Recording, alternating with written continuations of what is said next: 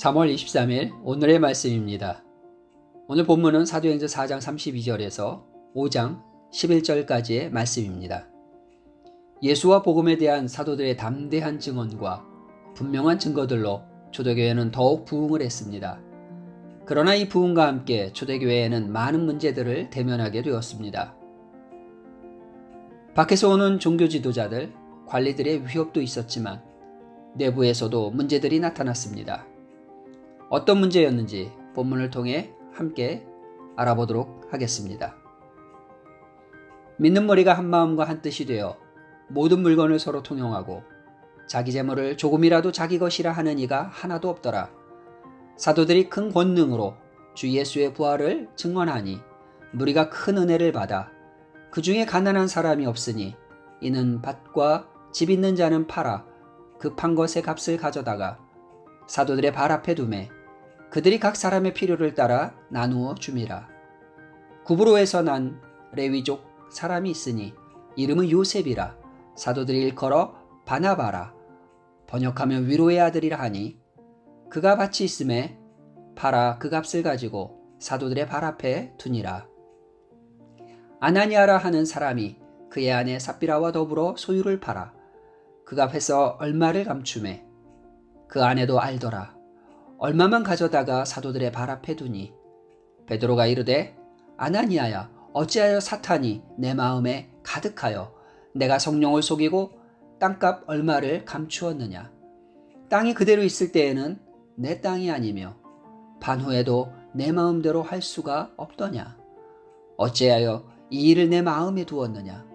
사람에게 거짓말한 것이 아니오 하나님께로다. 아나니아가 이 말을 듣고 엎드려져 혼이 떠나니 이 일을 듣는 사람이 다 크게 두려워하더라. 젊은 사람들이 일어나 시신을 싸서 메고 나가 장사하니라. 3시간쯤 지나 그의 아내가 그 일어난 일을 알지 못하고 들어오니 베드로가 이르되 그 땅 판값이 이것뿐이냐 내게 말하라 하니 이르되 예 이것뿐이라 하더라. 베드로가 이르되 너희가 어찌 함께 꾀하여 주의 영을 시험하려 하느냐.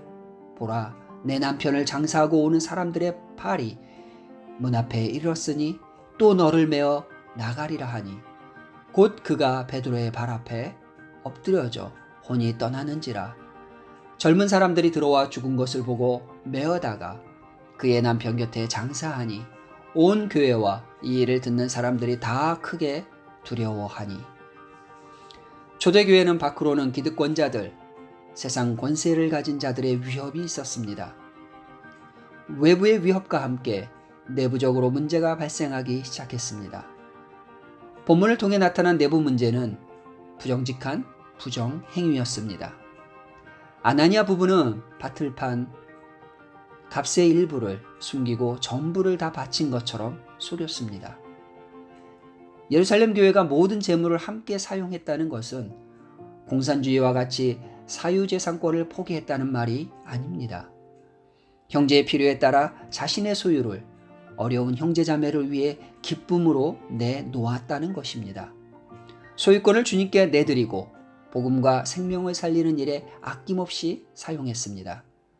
그래서 바나바는 자기 소유를 팔아 가난한 자들을 도왔습니다. 다른 사람의 어려움을 긍휼히 여기는 하나님의 백성에게는 이기적인 마음이 함께 할 수 없습니다. 그러나 아나니아와 삽비라는 그 마음에 사탄의 속임이 함께 했습니다. 거짓말을 하고도 들키지 않을 것이라고 생각할 만큼 하나님을 두려워하는 마음이 없었습니다. 하나님을 두려워하지 않는 마음은 하나님이 함께 하신다는 것을 믿지 않는 불신앙의 마음입니다. 결국 회개할 수 있는 기회가 주어졌지만 거짓을 버리지 못해 하나님의 심판을 받게 되었습니다. 이들과 비슷한 일을 이스라엘 백성은 출애굽한 후에 경험을 했었습니다.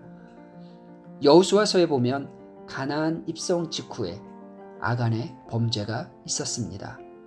하나님께서는 아간의 범죄를 벌하시며 이스라엘을 정결하게 하셨습니다.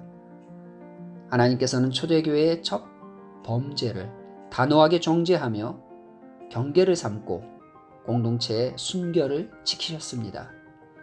돈이 큰 힘을 발휘하는 세상에서 예수님을 주인으로 모시는 나의 삶은 어떻게 표현되고 있습니까?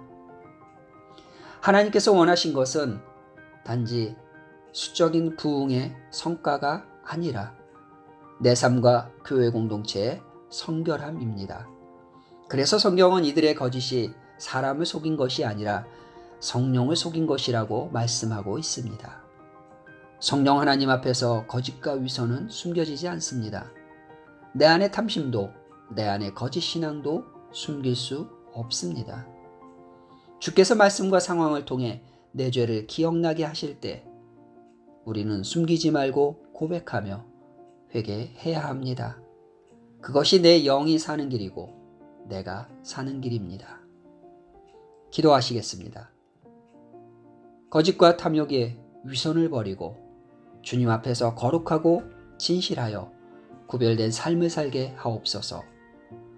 부와 권력을 위해 악한 세습이 정당화되는 세상에서 교회도 악한 것에 물들어 세습한 죄를 용서하여 주시고 더 이상 세습의 악행을 반복하지 않도록 도와 주옵소서.